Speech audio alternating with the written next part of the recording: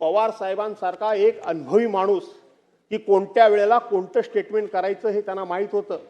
तो स्टेटमेंट करतानाची पवार साहेबांची तुम्ही ती छबी समोर आणा.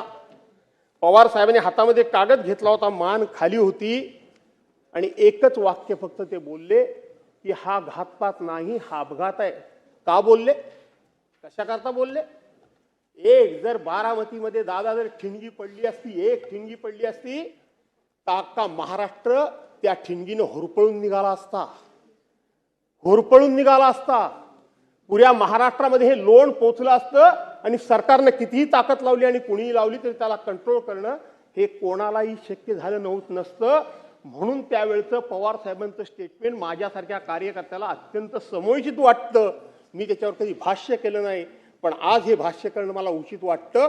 आणि म्हणून रोहित पवार आणि शरद पवार साहेब मांडतात ही भूमिका विसंगत नाही.